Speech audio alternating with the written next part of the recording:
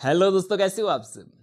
आशा करता हूँ कि सब अच्छे होंगे। तो चलिए आइए शुरू करते हैं आज की क्लास। और आज की जो हमारी क्लास रहने वाली है ये सीटेट फरवरी 2026 के लिए पेपर 2 एसएसटी से रहने वाली है। इससे पहले हम एसएसटी के लिए एक क्लास कर चुके हैं। अगर आपने उस क्लास को नहीं देखा है तो उसे भी ज़रूर जाकर देख सकते हैं। और ये एसएसटी के लिए क्लास नंबर 2 या सेकंड रहने वाली है। तो चलिए शुरू करते हैं दोस्तों क्लास की आज के पहले प्रश्न के साथ।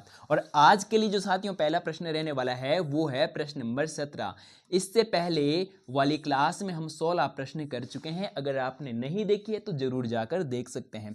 पहला प्रश्न है कि ग्लोब पर खींची गई अक्षांश एवं देशांतर रेखाएं कौन सी होती है। ठीक है, तो हमारे पास पहला कथन दिया गया है या पहला ऑप्शन दिया गया है कि ये क्या होती है, अध्यारोपित रेखाओं को हम क्या कहते हैं, अक्षांश और देशांतर रेखाएं होती है।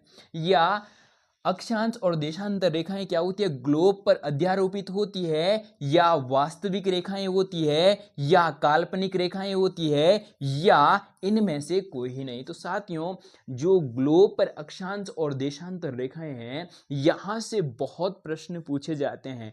और अगर अक्षांश और देशांतर वाला जो टॉपिक है ये अगर हमारा क्या हो जाता है, क्लियर हो जाता है, या इससे संबंधित हमारे जो कॉन्सेप्ट है वो क्या हो जाते हैं, क्लियर हो जाते हैं, तो जो आगे आने वाली जो क्लासें हैं वो हमारे लिए क्या रहेंगी, आसान रहेंगी। तो थोड़ा सा इसे हम क्या समझने वाले हैं, डिटेल से समझने वाले हैं। उसके बाद हम इस प्रश्न के आंसर को देखेंगे। ठीक है, तो आइए समझते हैं कि अगर हम बात करें कि अक्षांश रेखाएं किसे कहते हैं या देशांतर रेखाएं किसे कहते हैं। ठीक है, तो ये कौन सी रेखाएं हो जाएगी, अक्षांश रेखाएं। ये कौन सी रेखाएं हो जाएगी, अक्षांश रेखाएं हो जाएगी। और ये देशांतर रेखाएं हो जाएगी। ठीक है, अब अगर हम बात करें कि जो अक्षांश रेखाएं हैं इनसे किस किस प्रकार से प्रश्न पूछा जा सकता है और देशांतर रेखाओं से किस किस प्रकार से प्रश्न पूछे जा सकते हैं। ठीक है, तो सबसे पहले हम अक्षांश रेखाओं से समझने वाले हैं कि अक्षांश रेखाओं से आगे किस किस प्रकार से प्रश्न पूछे जा सकते हैं। ठीक है, तो सबसे पहले अगर हम बात करें कि ये क्या है, ग्लोब है। ये क्या हो जाएगा, ग्लोब। ठीक है, इसको हम अलग से समझ लेते हैं थोड़ा सा। ये ग्लोब है और ग्लोब को जो रेखा क्या करती है, दो बराबर भागों में बांटती है। उस रेखा को क्या कहते हैं, विषुवत रेखा कहते हैं। क्या कहते हैं, विषुवत रेखा कहते हैं। ठीक है, या इसे ही हम क्या कहते हैं, भूमध्य रेखा भी कहते हैं। इसे हम क्या कहते हैं, भूमध्य रेखा भी कहते हैं। ठीक है, इसे हम क्या कहते हैं, भूमध्य रेखा भी कहते हैं। या इसे ही हम क्या कहते हैं, 0 डिग्री अक्षांश भी कहते हैं, 0 डिग्री अक्षांश। ठीक है, या अगर हम बात करें कि इंग्लिश में हम इसे क्या कहते हैं, तो अंग्रेजी में इसे क्या कहते हैं, इक्वेटर कहते हैं। तो ये सारे के सारे जो नाम हैं ये किसके हैं, तो ये विषुवत रेखा के ही नाम हैं। ठीक है, इसे हम क्या कहते हैं, 0 डिग्री अक्षांश भी कहते हैं। और ये ग्लोब को या हमारे पृथ्वी को दो बराबर भागों में बांटती है। तो प्रश्न पूछा जाता है कि ऐसी कौन सी रेखा है या वो कौन सी रेखा है जो ग्लोब को दो बराबर भागों, उत्तरी गोलार्ध और दक्षिणी गोलार्ध में बांटती है। तो ऊपर वाले भाग को हम क्या कहते हैं, ये ऊपर वाला जो आधा गोला है इसे हम क्या कहते हैं, इसे हम उत्तरी गोलार्ध कहते हैं। ठीक है, इसे क्या कहते हैं, उत्तरी गोलार्ध कहते हैं। ठीक है, और इसी प्रकार से जो ये नीचा वाला आधा गोला है इसे हम क्या कहते हैं, इसे हम दक्षिणी गोलार्ध कहते हैं। ठीक है, इतना समझ में आ गया होगा। तो अगर हम बात करें कि जो उत्तरी गोलार्ध है, उत्तरी गोलार्ध में कितनी अक्षांश रेखाएं हैं और दक्षिणी गोलार्ध में कितनी अक्षांश रेखाएं हैं, यहां से भी बहुत बार क्या पूछा जाता है, प्रश्न पूछा जाता है। ठीक है, यहां से भी क्या पूछा जाता है, प्रश्न पूछा जाता है। तो इसी प्रकार से अगर हम बात करें कि उत्तरी गोलार्ध में कितनी अक्षांश रेखाएं हैं और दक्षिणी गोलार्ध में कितनी अक्षांश रेखाएं हैं, हम समझने वाले हैं। तो उत्तरी गोलार्ध में जो ये 23.5 डिग्री है, इस रेखा का नाम क्या है, तो इस रेखा का नाम क्या है, कर्क रेखा है। ठीक है, और इसी प्रकार से दक्षिणी गोलार्ध में जो ये वाली रेखा है इसका नाम क्या है, मकर रेखा। यहां से भी बहुत बार प्रश्न पूछा गया है। ठीक है, ये कितनी है, 23.5 डिग्री और दक्षिणी गोलार्ध। तो सबसे पहले हमें क्या जब हम ज्योग्राफी पढ़ते हैं तो ज्योग्राफी में हमें दिशाओं का ज्ञान होना बहुत ज़रूरी है। तो अगर हम बात करते हैं कि मुख्य रूप से जो दिशाएं हैं वो कितनी होती है, 4 होती है। ठीक है, 4 कौन कौन सी दिशाएं होती है, तो ये कौन सी दिशा हो जाएगी, ये पूरब हो जाएगी, और ये कौन सी हो जाएगी, पश्चिम, और ये उत्तर दिशा, और ये कौन सी हो जाएगी, दक्षिण दिशा। तो जो भूमध्य रेखा है, ठीक है, भूमध्य रेखा को हम दूसरे कलर से भी समझेंगे ताकि समझने में थोड़ा सा हमें क्या हो, आसानी रहे। ठीक है,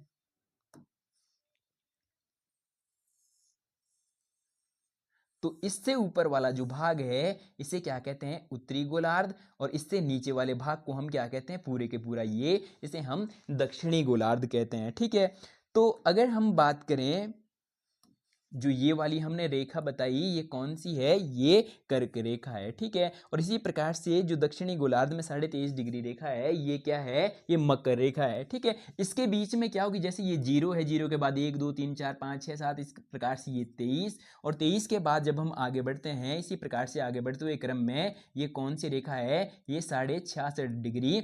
इस रेखा का नाम अगर हम बात करें तो इस रेखा का नाम क्या है, आर्कटिक रेखा है, आर्कटिक रेखा। ठीक है, आर्कटिक रेखा।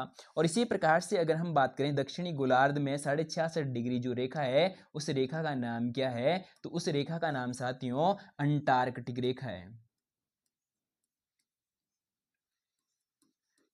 अंटार्कटिक रेखा। ठीक है, यहां से प्रश्न पूछे जाते हैं। ठीक है, तब हम इसे क्या कर रहे हैं, थोड़ा सा डिटेल में समझ रहे हैं। ठीक है, तो अगर हम बात करें कि कुल अक्षांश रेखाओं की संख्या कितनी हो जाएगी, तो अब हम जो ये वाला चित्र है इसमें समझने वाले हैं। कुल अक्षांश रेखाओं की संख्या, जैसे हमने बात करी ये कौन सी, 0 डिग्री अक्षांश, और ये 23.5 डिग्री अक्षांश रेखा है।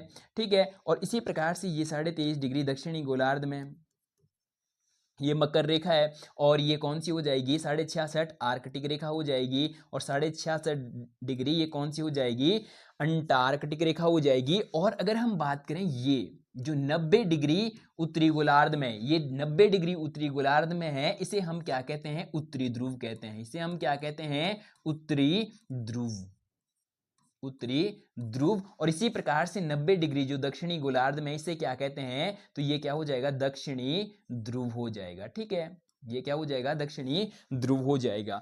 तो जब 90 अक्षांश रेखाएं कहाँ हैं, उत्तरी गोलार्ध में है, और 90 अक्षांश रेखाएं कहाँ हैं, दक्षिणी गोलार्ध में है, तो 90 प्लस 90 कितनी हो जाएगी, तो 90 प्लस 90 कितनी हो जाएगी, बराबर 180। तो अक्षांश रेखाओं की संख्या कितनी है, 180। और यहां से भी पेपर में बहुत बहुत बार प्रश्न पूछा गया है कि अक्षांश रेखाओं की संख्या कितनी होती है, तो 180। ठीक है, और अगर हमें कभी पेपर में प्रश्न पूछा जाए, अगर हमें पेपर में ऑप्शन 181 हो, अगर हमें पेपर में क्या हो, ऑप्शन 181 हो, तो सबसे सटीक जो आंसर है वो कौन सा हो जाएगा, 181 हो जाएगा। कैसे, तो हमने जब अक्षांश रेखाओं को हमने क्या करा, अक्षांश रेखाओं को जब हमने गिना तो हमने देखा, थोड़ा सा हम और डिटेल में समझेंगे।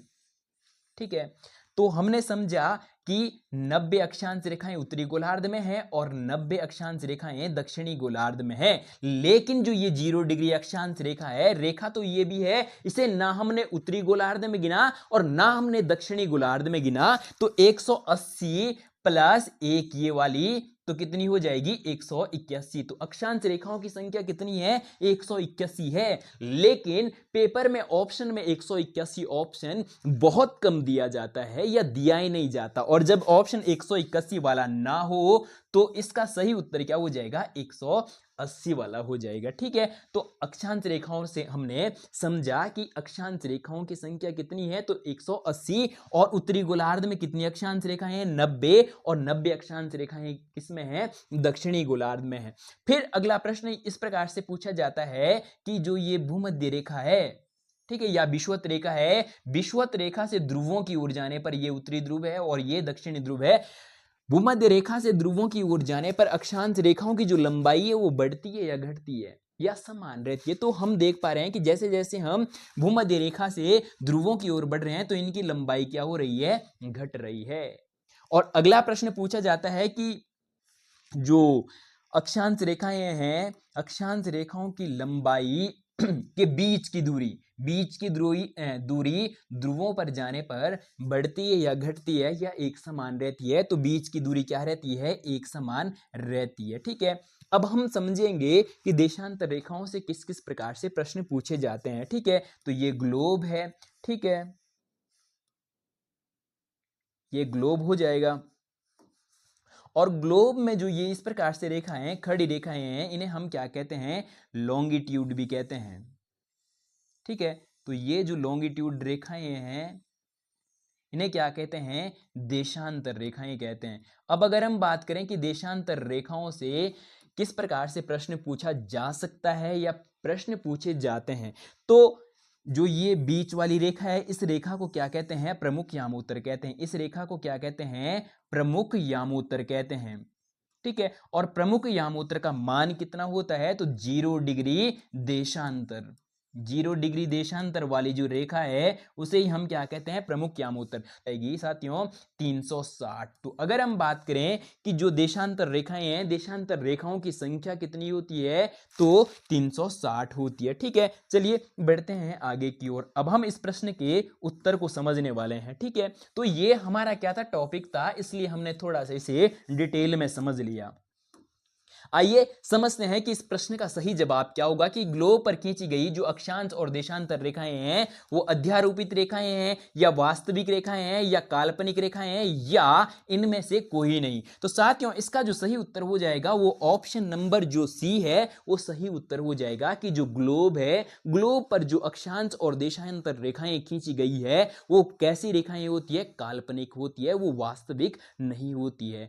अगर हम बात करें कि जो हमारी पृथ्वी है, पृथ्वी पर ऐसी कोई भी रेखा नहीं खींची गई है। जैसे हम कहते हैं कि जो भूमध्य रेखा है, भूमध्य रेखा भारत के बीचों बीच होकर गुजरती है या 8 राज्यों से होकर गुजरती है, तो हमें कहीं देखने के लिए नहीं मिलती है। लेकिन वो कैसी रेखाएं हैं? काल्पनिक रेखाएं हैं। तो यहां से बहुत बार प्रश्न पूछा गया है कि ग्लोब पर खींची गई अक्षांश और देशांतर रेखाएं कैसी रेखाएं होती है? काल्पनिक रेखाएं होती है। चलिए बढ़ते हैं अगले प्रश्न की ओर, और आशा करता हूं कि आपने अक्षांश और देशांतर रेखाओं को समझ लिया होगा। ठीक है, अब प्रश्न नंबर 18 आइए समझते हैं कि ग्लोब को 2 बराबर भागों में उत्तरी गोलार्ध और दक्षिणी गोलार्ध में बांटने वाली रेखा, उस रेखा को हम क्या कहते हैं? तो जो ये वाली रेखा है, इस रेखा को हम क्या कहते हैं? तो पिछले प्रश्न में हम डिटेल से समझे हैं कि उस रेखा को क्या कहते हैं। तो इसे हम क्या कहते हैं? 0 डिग्री विषुवत रेखा, या इसे ही हम क्या कहते हैं? भूमध्य रेखा भी कहते हैं। 0 डिग्री भूमध्य रेखा भी कह सकते हैं या विषुवत रेखा भी कहते हैं। ठीक है, तो अगर हम बात करें कि जो ये कर्क रेखा है, जो मकर रेखा है, मकर रेखा कौन सी वाली हो जाएगी? ये वाली।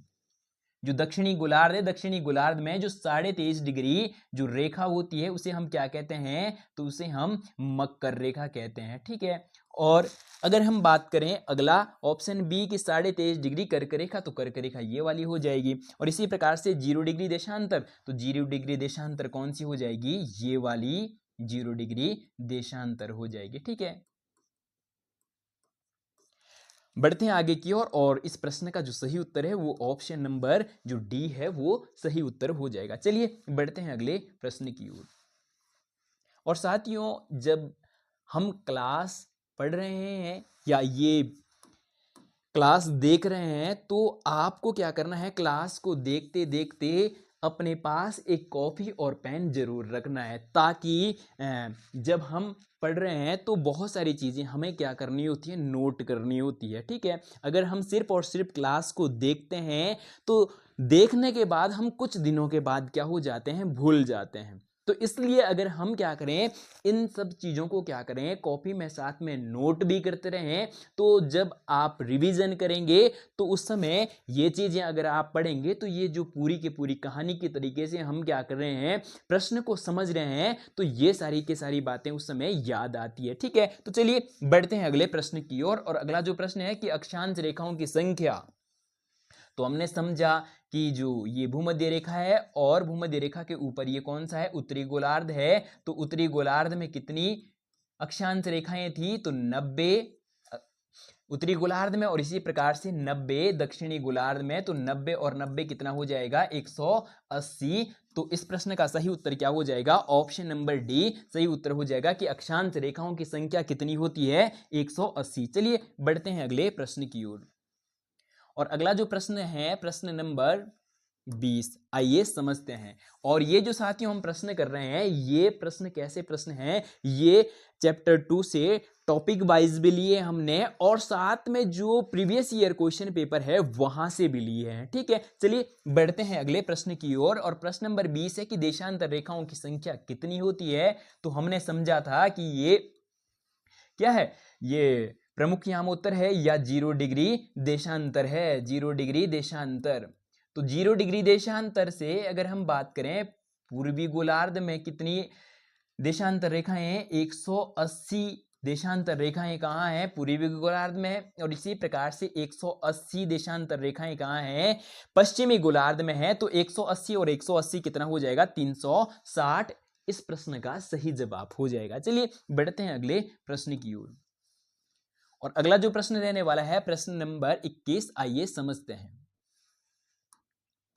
प्रश्न नंबर 21 है कि कर्क रेखा मकर रेखा के बीच के कटिबंधीय क्षेत्र को क्या कहा जाता है? बहुत बहुत इंपॉर्टेंट है। तो हमें ऑप्शन दिया गया है कि शीतोष्ण कटिबंधीय क्षेत्र कहते हैं, या उष्ण कटिबंधीय क्षेत्र कहते हैं, या शीत कटिबंधीय क्षेत्र कहते हैं, या उपरोक्त सभी।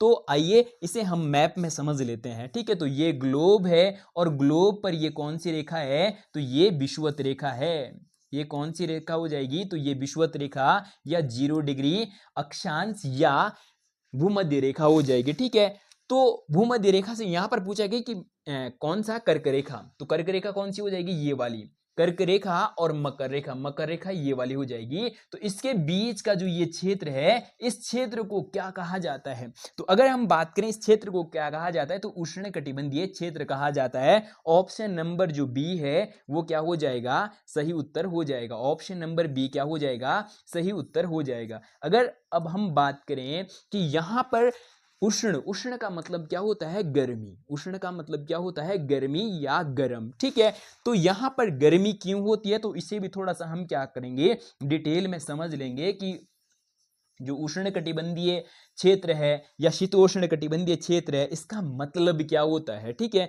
इसे भी थोड़ा सा हम क्या कर लेंगे, अच्छे से समझ लेंगे। आइए समझते हैं। तो मान लो कि ये क्या है? सूर्य है। ये क्या है? सूर्य है। ठीक है, ये सूर्य है और सूर्य की जो किरणें हैं वो सीधी कहां पर पड़ेगी? भूमध्य रेखा पर पड़ेगी। और जब सूर्य की किरणें सीधी भूमध्य रेखा पर पड़ेगी तो यहां पर क्या होती है? पूरे साल भर गर्मी होती है। उष्ण का मतलब होता है गर्मी या उष्मा। ठीक है, और इसके बाद अगर हम बात करें कि जो ये वाला क्षेत्र है, यहां पर सूर्य की किरणें क्या है? उतनी ना तो सीधी पड़ रही है और ना ज्यादा तिरछी पड़ रही है। तो यहां इसको क्या कहते हैं? तो इसे कहते हैं शीतोष्ण। इसे क्या कहते हैं? शीतोष्ण। ठीक है, और शीतोष्ण का मतलब क्या है? कि शीत प्लस उष्ण, कि यहां पर साल में गर्मी भी होती है और सर्दी भी होती है। एक बार गर्मी और एक बार सर्दी। इसी प्रकार से यहां पर भी जो ये शीतोष्ण कटिबंधीय क्षेत्र है, यहां पर भी साल में एक बार गर्मी और एक बार सर्दी। जब हम आगे अगले चैप्टर में पढ़ेंगे तो उसमें हम इसे और डिटेल में समझेंगे कि यहां पर साल में कब एक बार गर्मी होती है और कब सर्दी होती है। ठीक है, इसी प्रकार से हम इसके बारे में भी और डिटेल में अगले चैप्टर में पढ़ेंगे, क्योंकि वो चैप्टर इसी से संबंधित है, पृथ्वी की जो गतियां हैं। ठीक है, और इसी प्रकार से अब अगर हम बात करें कि जो ये वाला क्षेत्र है, ये नीचे वाला क्षेत्र देख पा रहे होंगे आप, और साथ में आप ऊपर वाला क्षेत्र देख पा रहे होंगे, ये वाला। ठीक है, तो यहां पर सूर्य की किरणें क्या पड़ती है? एकदम तिरछी पड़ती है।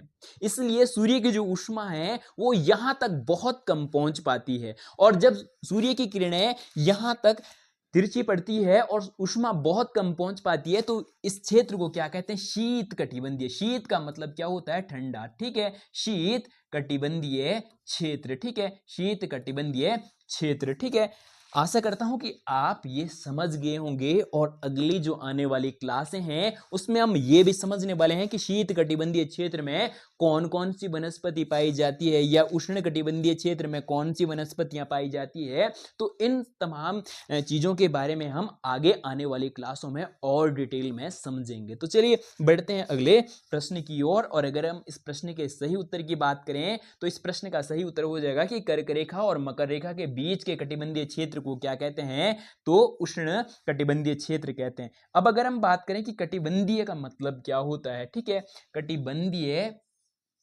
क्षेत्र, तो कटिबंधीय क्षेत्र का मतलब होता है कि जो अक्षांश रेखाएं हैं, दो अक्षांश रेखाओं के बीच का जो क्षेत्र है, जो ये वाला क्षेत्र है, ये अक्षांश रेखाएं हैं और दो अक्षांश रेखाओं के बीच का जो ये वाला क्षेत्र है, इसे ही क्या कहते हैं, कटिबंधीय क्षेत्र या कटिबंधीय जोन कहते हैं। ठीक है, चलिए बढ़ते हैं आगे की ओर। इसी प्रकार से अगर हम बात करें कि जो देशांतर रेखाएं हैं और देशांतर रेखाओं के बीच के क्षेत्र को क्या कहते हैं, जैसे ये कौन सी रेखाएं हैं, देशांतर रेखाएं। साथियों, हम जो क्लासें करने वाले हैं उसमें हम भले ही प्रश्नों को कम करें, लेकिन जो हमारा टॉपिक है, हम टॉपिक को क्या करेंगे, टॉपिक से संबंधित जो कॉन्सेप्ट है, कॉन्सेप्ट को समझने का प्रयास करेंगे ताकि कॉन्सेप्ट आपके क्या हो जाएं, क्लियर हो जाएं। जब हमारे कॉन्सेप्ट क्लियर होते हैं तो प्रश्न किसी भी प्रकार से पूछा जाए तो हम प्रश्न क्या करते हैं, सही करते हैं। लेकिन अब अगर हम सिर्फ और सिर्फ प्रश्नों की संख्या बढ़ा रहे हैं कि हम ज्यादा से ज्यादा प्रश्न कर रहे हैं, बहुत सारे लोग क्या होते हैं कि इस प्रकार से खुश हो जाते हैं कि आज हमने इतने प्रश्न करे, लेकिन कॉन्सेप्ट क्लियर नहीं करते हैं।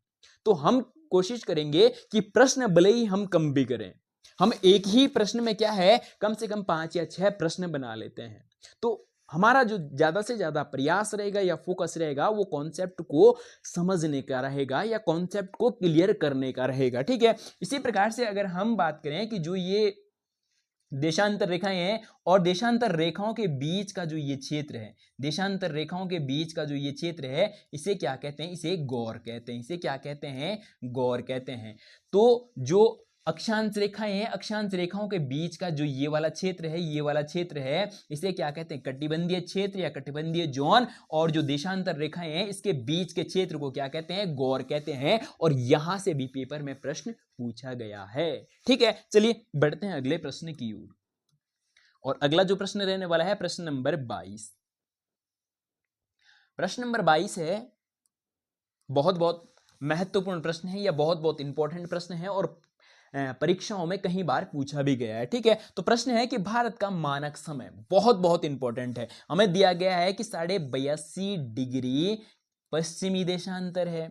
और अगला है कि 82.5 डिग्री पूर्वी देशांतर है। और अगला है कि 180 डिग्री पूर्वी देशांतर और 180 डिग्री पश्चिमी देशांतर। तो साथियों, अगर हम बात करें कि जो भारत का मानक समय है, मानक समय का मतलब क्या होता है कि जो हमारा समय है वो कितना है या कहां से लिया गया है। ठीक है, तो सबसे पहले हम थोड़ा सा इसे क्या समझेंगे, ग्लोब पर समझेंगे कि जो पूरे विश्व है, पूरे विश्व का जो समय लिया गया है वो कहां से लिया गया है। ठीक है, तो जो ये ग्रीनविच रेखा है या जो 0 डिग्री देशांतर है, यहां से लिया गया है। और अगर हम बात करें कि ये कहां से होकर जाता है, तो जो इंग्लैंड है, इंग्लैंड की वेधशाला से लिया गया है। इंग्लैंड की वेधशाला से समय लिया गया है। इसे ही क्या कहते हैं, हम मैन टाइम लाइन भी कहते हैं या ग्रीनविच रेखा भी कहते हैं। ठीक है, तो इसी प्रकार से अगर हम बात करें अपने देश की कि हमारे देश का मानक समय कौन सा है, तो इसका जो सही उत्तर हो जाएगा वो क्या हो जाएगा, ऑप्शन नंबर जो बी है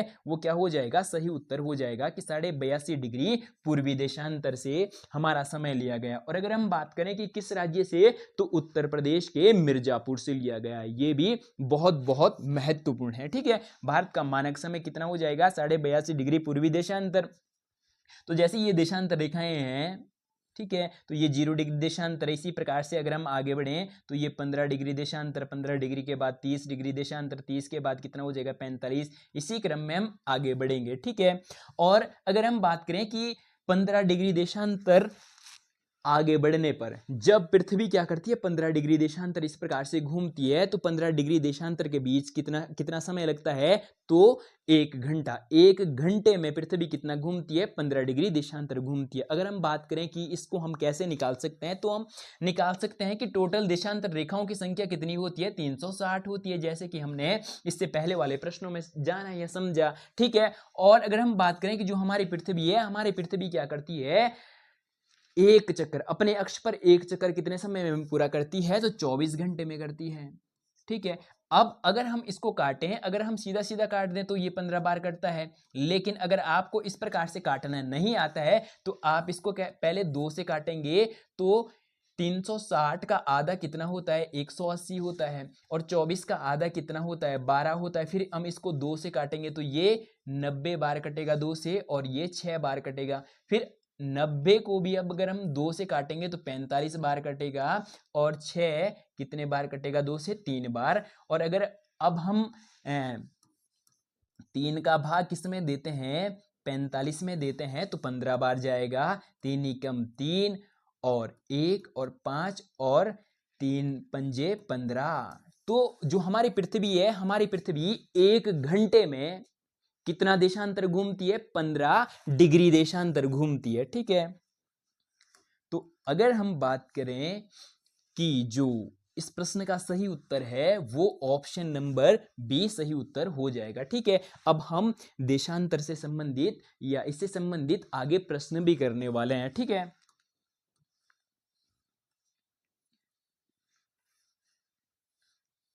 अगला प्रश्न है प्रश्न नंबर कौन सा? 23। आइए समझते हैं। तो प्रश्न नंबर 23 है कि प्रमुख यामोत्तर का मान कितना होता है? तो प्रमुख यामोत्तर का मान कितना होता है? तो ये वाली रेखा है, इसे ही क्या कहते हैं? प्रमुख यामोत्तर कहते हैं। ठीक है, और इसका मान क्या होता है? इसका मान 0 डिग्री देशांतर होता है। इसका मान कितना होता है? तो 0 डिग्री देशांतर होता है। 0 डिग्री देशांतर, तो यहां पर कहीं है तो ऑप्शन नंबर ए क्या हो जाएगा? सही उत्तर हो जाएगा। ठीक है, और 0 डिग्री अक्षांश, 0 डिग्री अक्षांश का मतलब हमने अभी तक समझा था कि भूमध्य रेखा। और अगर हम बात करें कि 0 डिग्री देशांतर मतलब 180 डिग्री देशांतर, 180 डिग्री देशांतर से भी दोस्तों बहुत बार पेपर में प्रश्न पूछा गया है। अगर हम बात करें कि ये ग्लोब पर कहाँ है, तो जो ये 0 डिग्री देशांतर है इसके ठीक पीछे जो ये वाली रेखा है, ठीक है, इस रेखा को ही क्या कहते हैं? ये 180 भी है, 180 डिग्री भी है, और इसे क्या कहते हैं? तिथि रेखा। इसे क्या कहते हैं? तिथि रेखा। तो प्रश्न पूछा जाता है कि तिथि रेखा कौन सी है? तो तिथि रेखा कौन सी हो जाएगी? 180 डिग्री जो देशांतर रेखा है, इस रेखा को ही क्या कहते हैं? तिथि रेखा भी कहते हैं। अब अगर हम बात करें कि 90 डिग्री अक्षांश, 90 डिग्री अक्षांश या तो ये होगा, अगर इसकी बात करें तो ये 90 डिग्री जो अक्षांश है ये उत्तरी हो जाएगा, और इसी प्रकार से 90 डिग्री अक्षांश अगर हम बात करें ये कौन सा हो जाएगा? तो ये दक्षिणी हो जाएगा। ठीक है, इसे हम क्या कहते हैं? उत्तरी ध्रुव कहते हैं, इसे हम दक्षिणी ध्रुव कहते हैं। यहां से भी प्रश्न पूछा गया उत्तरी ध्रुव और दक्षिणी ध्रुव से। ठीक है, चलिए बढ़ते हैं अगले प्रश्न की ओर। और अगर हम बात करें इस प्रश्न के सही उत्तर की, प्रमुख यामोत्तर कौन सा है? तो 0 डिग्री देशांतर, ऑप्शन नंबर ए सही उत्तर हो जाएगा। ठीक है, और अगला जो दोस्तों प्रश्न है प्रश्न नंबर 24, आइए समझते हैं। ग्रिड जाल किसे कहा जाता है? बहुत बहुत इंपॉर्टेंट प्रश्न है कि ग्रिड जाल किसे कहा जाता है। जिस प्रकार से हमने समझा था कि अक्षांश रेखाओं के बीच के क्षेत्र को हम क्या कहते हैं? कटिबंधीय क्षेत्र कहते हैं, और देशांतर रेखाओं के बीच के क्षेत्र को हम क्या कहते हैं? तो गौर कहते हैं। इसी प्रकार से प्रश्न पूछा जा रहा है कि ग्रिड जाल किसे कहा जाता है। आइए समझते हैं।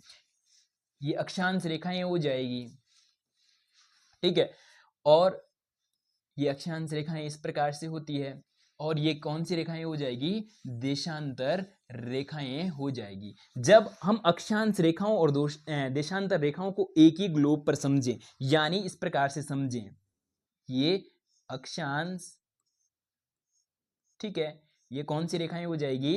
अक्षांश रेखाएं हो जाएगी, और देशांतर रेखाओं को हम व्हाइट से दिखाएंगे। ये वाली कौन सी? देशांतर रेखाएं हो जाएगी।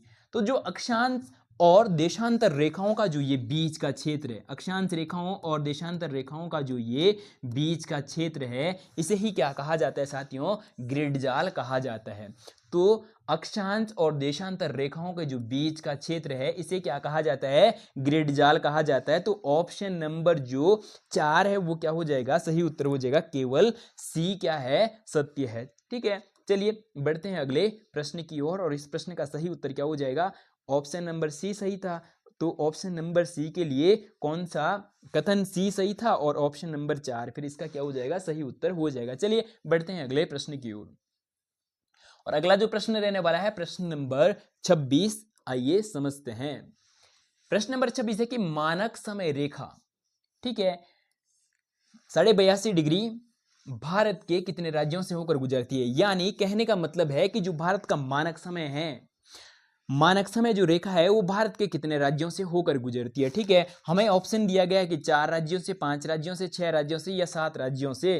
तो अगर हम सही उत्तर की बात करें कि जो भारत का मानक समय है कितना, 82.5 डिग्री वाली जो ये रेखा है, ठीक है, ये कौन सी रेखा है, 82.5 डिग्री, 82.5 डिग्री देशांतर वाली जो ये रेखा है, ये रेखा भारत के कितने राज्यों से होकर गुजरती है, तो 5 राज्यों से होकर गुजरती है। कौन कौन से 5 राज्यों से होकर गुजरती है? नंबर 1 क्या हो जाएगा, उत्तर प्रदेश। नंबर 1 क्या हो जाएगा, उत्तर प्रदेश हो जाएगा। ठीक है, उत्तर प्रदेश से होकर गुजरती है। और उत्तर प्रदेश के बाद हल्की सी ये कौन से राज्य से, तो मध्य प्रदेश से भी होकर गुजरती है। ठीक है, हल्की सी ये किससे, मध्य प्रदेश से भी होकर गुजरती है। और मध्य प्रदेश के बाद जो तीसरे नंबर है तो छत्तीसगढ़ से होकर गुजरती है। और उसके बाद ओडिशा से भी होकर गुजरती है। और लास्ट कौन सा है, तो आंध्र प्रदेश। 5 राज्य हो जाएंगे, उत्तर प्रदेश, मध्य प्रदेश और छत्तीसगढ़ और उड़ीसा और आंध्र प्रदेश। तो 5 राज्यों से होकर गुजरती है। ठीक है, जिस प्रकार से कर्क रेखा भारत के 8 राज्यों से होकर गुजरती है, उसी प्रकार से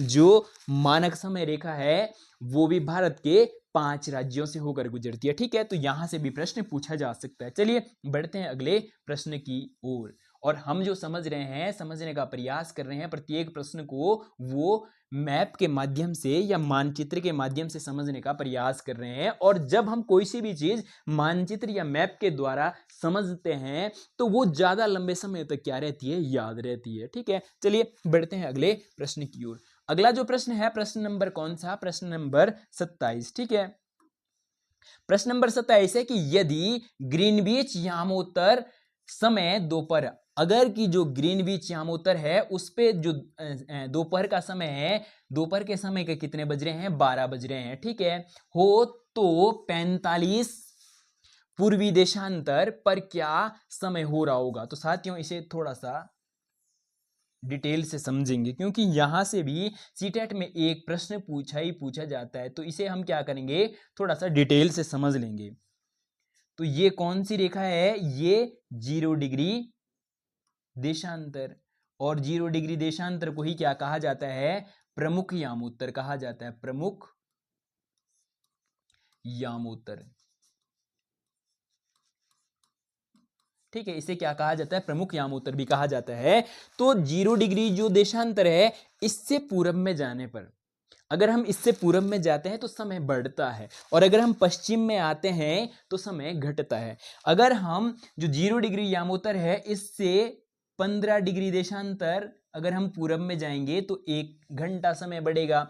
अगर हम 30 डिग्री पूरब में जाएंगे तो 2 घंटे बढ़ेंगे। इसी प्रकार से अगर हम 45 डिग्री जाएंगे तो कितना, 3 घंटे बढ़ेंगे। जैसे कि हमने इससे पहले वाले जो प्रश्न है उसमें हमने समझा था कि अगर हम 1 घंटे में कितना डिग्री घूमती है हमारी पृथ्वी, 15 डिग्री घूमती है। ठीक है, तो यहां पर हमें दिया गया है कि दोपहर के 12, जब ग्रीनविच पर जो ये मेन टाइम लाइन है इस पर जब दोपहर के 12 बज रहे होंगे, ठीक है, यहां पर जब दोपहर के 12 बज रहे होंगे तब आगे दिया गया है कि पूरब में, ठीक है, पूर्वी देशांतर जो 45 डिग्री है, यानी 15 15 15, तो यहां पर, ठीक है, ये तो कितना कितना डिग्री आगे बढ़े हम, 45 डिग्री। और 45 डिग्री आगे बढ़ने पर जब 1 घंटे में 15 डिग्री तो 3 घंटे में कितना हो जाएगा, 45। तो यानी उस समय 45 में कितने घंटे बढ़ेंगे, तो 3 घंटे। ठीक है, तो 3 घंटे अपराह्न, अपराह्न का मतलब क्या हो जाएगा कि जब यहां पर दोपहर के बज रहे होंगे तो यहां पर अभी दिन का 1 बज रहा होगा, और यहां पर दिन के 2 बज रहे होंगे, और यहां पर दिन के 3 बज रहे होंगे। अपराह्न का मतलब होता है पीएम, और अगर हम बात करें पूर्वाह्न का मतलब क्या होता है, एएम। तो ये भी ध्यान रखना है, बहुत बार हम इनमें क्या हो जाते हैं, कंफ्यूज हो जाते हैं। तो हमें अपराह्न और पूर्वाह्न भी ध्यान रखना है, पीएम और पूर्वाह्न को क्या कहते हैं, एएम। ठीक है, तो अभी अगर हम बात करें कि 45 डिग्री पूर्वी देशांतर पर कितना समय हो रहा होगा, तो ऑप्शन नंबर जो फर्स्ट है वो सही उत्तर हो जाएगा कि 3 बज रहे होंगे। कब के 3 बज रहे होंगे? अपराह्न मतलब दिन के 3 बज रहे होंगे। ठीक है, चलिए बढ़ते हैं साथियों अगले प्रश्न की ओर। और इसी प्रकार से अगले प्रश्न भी यहां से पूछे जाते हैं। तो आगे आने वाली जो क्लासें हैं उनमें हम और भी इस प्रकार के प्रश्न करने वाले हैं। ठीक है, अब हम समझने वाले हैं प्रश्न नंबर 28 को। आइए समझते हैं। ग्लोब को 2 बराबर भागों में बांटने के लिए खींची गई रेखा, जो काल्पनिक रेखा है, उस रेखा को क्या कहते हैं? ठीक है, ये भी प्रश्न पेपर में पूछा गया है। ठीक है, तो उस रेखा को हम मकर रेखा कहते हैं। आइए समझते हैं। तो अगर हम बात करें कि जो ग्लोब को 2 बराबर भागों में बांटती रेखा है उसे हम क्या कहते हैं? उसे हम विषुवत रेखा कहते हैं। अगर हम बात करें कि मकर रेखा, तो मकर रेखा ये वाली होगी। ठीक है, और अगर हम बात करें कि उत्तरी ध्रुव वृत्त, उत्तरी ध्रुव वृत्त का मतलब है कि उत्तरी ध्रुव वृत्त में मतलब मान नहीं दे रखा है कि कौन सी रेखा कितने डिग्री है, तो हम कोई सी भी मान लेंगे। ठीक है, और कर्क रेखा का मतलब है कि 23.5 डिग्री कर्क रेखा ये वाली हो जाएगी। तो सही उत्तर क्या हो जाएगा इस प्रश्न का? ऑप्शन नंबर 2 सही उत्तर हो जाएगा कि ग्लोब को 2 बराबर भागों में बांटने वाली रेखा कौन सी है?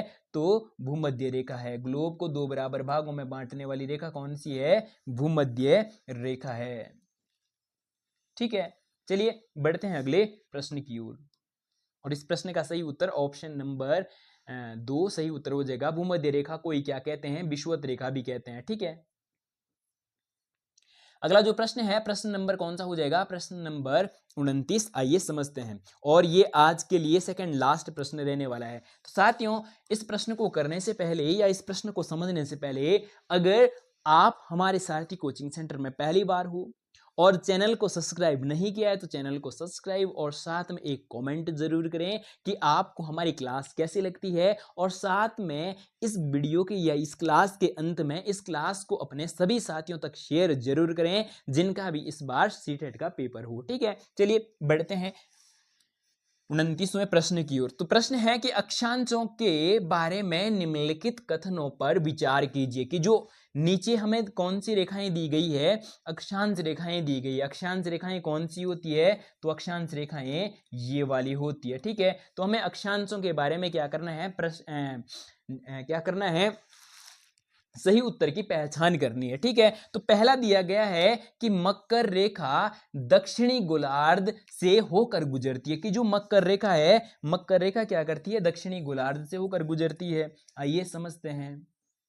तो ये कौन सी है? भूमध्य रेखा है। और इसके नीचे दक्षिणी गोलार्ध में कौन सी? मकर रेखा है। ठीक है, मकर रेखा। तो बिल्कुल सही बात है कि मकर रेखा दक्षिणी गोलार्ध से होकर गुजरती है। ठीक है, अगला है कि उत्तरी ध्रुव वृत्त विषुवत रेखा के 23.5 डिग्री उत्तरी उत्तर में स्थित है। तो अगर हम बात करें कि जो 23.5 डिग्री जो कौन सी रेखा है, उत्तरी वृत्त है, ये भले ही उत्तर में है, लेकिन अगर हम बात करें कि ये ध्रुवीय ध्रुव दिया गया तो ये कहां पर होगा? ये यहां पर होगा। अगर हम बात करें कि ये कौन सी हो जाएगी, तो ये तो कर्क रेखा हो जाएगी।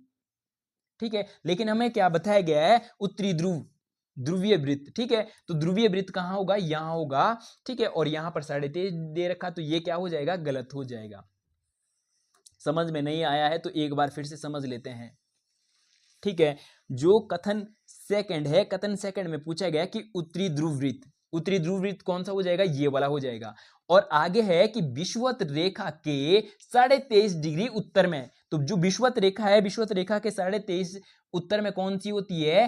कर्क रेखा होती है। और जब कर्क रेखा होती है और यहां पर कौन सा पूछा गया है? उत्तरी वृत्त पूछा गया है, तो ये क्या हो जाएगा? गलत हो जाएगा। ठीक है, और इसी प्रकार से अगर हम बात करें कि दक्षिणी ध्रुव वृत्त विषुवत रेखा के 23.5 डिग्री दक्षिण में होता है। 23.5 डिग्री दक्षिण में कौन सा है? ये विषुवत वृत्त है या विषुवत रेखा है। इसके 23.5 दक्षिण में कौन सी रेखा होती है? मकर रेखा होती है। तो ये भी क्या हो जाएगा? गलत हो जाएगा। अगला है कि कर्क रेखा दक्षिणी गोलार्ध। तो कर्क रेखा दक्षिणी गोलार्ध में ना होकर कहां है? उत्तरी गोलार्ध में है। इससे ऊपर वाले भाग को हम क्या कहते हैं? उत्तरी गोलार्ध। इससे नीचे वाले को हम क्या कहते हैं? दक्षिणी गोलार्ध। तो ये भी क्या हो जाएगा? गलत हो जाएगा। ठीक है, तो अगर हम बात करें साथियों इस प्रश्न के सही उत्तर की, तो ऑप्शन नंबर ए या ऑप्शन नंबर फर्स्ट क्या हो जाएगा?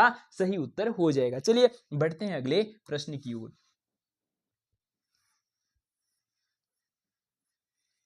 और अगला जो प्रश्न रहने वाला है ये आज के लिए अंतिम प्रश्न रहने वाला है। आइए समझते हैं।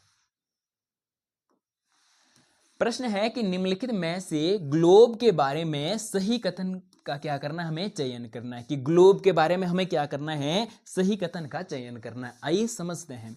तो पहला दिया गया कि ग्लोब पर अक्षांश और देशांतर रेखाएं खींची गई है कि जो ग्लोब है, ग्लोब पर अक्षांश और देशांतर रेखाएं खींची गई है। ठीक है भाई, इस पर क्या है, काल्पनिक अक्षांश और देशांतर रेखाएं खींची गई है। अगला है कि यह अपने अक्ष पर झुकी हुई अवस्था में है कि जो ग्लोब है, ग्लोब अपने अक्ष पर क्या है, अक्ष कौन सा हो जाएगा, ये वाला। तो ग्लोब अपने अक्ष पर क्या है, झुका हुआ है। तो बिल्कुल सही बात है कि झुका हुआ है। और अगला है कि यह पृथ्वी का वास्तविक प्रतिरूप है कि ये पृथ्वी का क्या है, वास्तविक लघु रूप है। तो ये भी क्या हो जाएगा, सही उत्तर हो जाएगा। अगला है कि यह अंडाकार आकृति का है। तो ये क्या हो जाएगा, गलत हो जाएगा। जो ग्लोब है, ग्लोब अंडाकार का नहीं है। ये कैसा है, ग्लोब ध्रुवों पर चपटा है और बीच से कैसा है, उभरा हुआ है। या हम अगर बात करें कि जो पृथ्वी है वो ध्रुवों पर चपटी और बीच से कैसी है, उभरी हुई है। तो ये कौन सा, डी गलत हो जाएगा और ऊपर के तीनों सही है। तो ऐसा ऑप्शन हमारे पास कौन सा है कि ए बी सी तीनों के तीनों कथन सही है। तो A B C option number जो 4 है ये इस प्रश्न का क्या हो जाएगा, सही उत्तर हो जाएगा। तो साथियों ये थी आज की क्लास। अगर आपको क्लास अच्छी लगी हो तो वीडियो को लाइक, चैनल को सब्सक्राइब और साथ में इस क्लास को अपने उन सभी साथियों तक ज्यादा से ज्यादा शेयर जरूर करें जिनका भी इस बार सीटेट का पेपर हो। तो चलिए आज के लिए इतना ही, मिलते हैं जल्दी इस प्रकार की नेक्स्ट क्लास में। तब तक के लिए जय हिंद।